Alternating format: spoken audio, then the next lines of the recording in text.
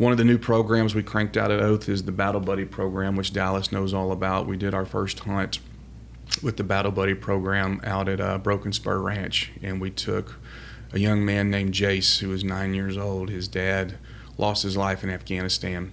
So what we do is we take Jace, the son, in this instance, the son of a fallen hero, and we pair Jace up with a member of his dad's squad. Wow. So, sure, they're probably going to kill a big animal or catch a big fish, but what was really moving for us is when they were sitting in the deer stand and Jace was asking James, what was my dad like? Because he was 2 years old when his dad died. What was my dad like? What did my dad like to eat in the chow hall? What kind of jokes did you play on my dad? So that was a wildly successful trip, and we filmed it. We're going to put it on TV, and we're going to tell his dad's story about how big of a hero he was. And we've got another one of those hunts coming up at the end of April. We're taking the son of Nicholas Null, who was a Navy SEAL, member of SEAL Team 6, and a member of his SEAL Team 6 brotherhood, Chris Swank.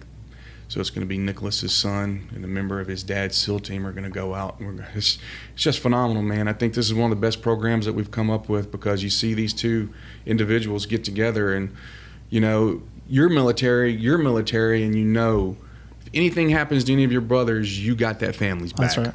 And I've seen that the last hunt. I saw that with Jace and James, and now I'm sure we're going to see it again with Chris, and Hunter is the son's name. But they put the money where the mouth is. James has a wonderful relationship with Anthony's wife and Jace, and these hunts, the animals again are secondary, but to see them sit and talk about his dad and the sacrifice that was made, and how if anything happens, I'm here for your family, right?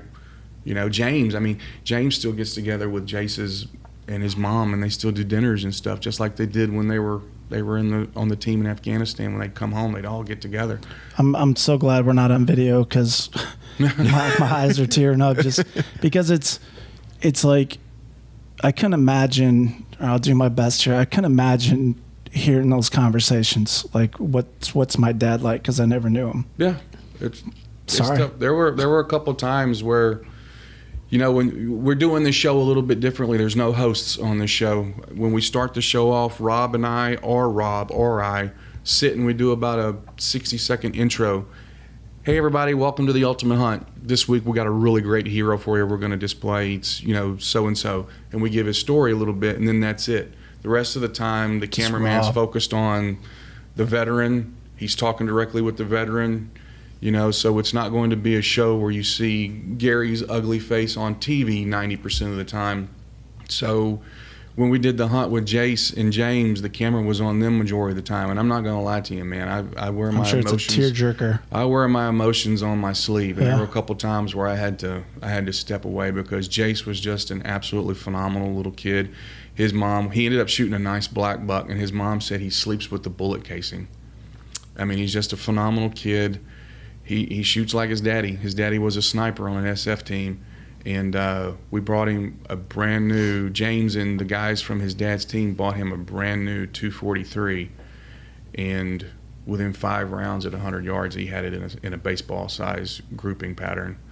And I remember looking at him and saying, yeah, you got a little bit of your daddy in you. And just a really cool kid, man. But these, I don't know how else to say it, man. They're tearjerker episodes, and we didn't do it for publicity or glamour. I really just wanted to display how big of a hero these guys are, and create that bond between someone from his squad and that kiddo. And I think that's what gets missed, is the family, the children of the fallen heroes. Obviously, you're recognizing and you're celebrating their lives, during the events, but to do this type of event, I've never seen anything like it.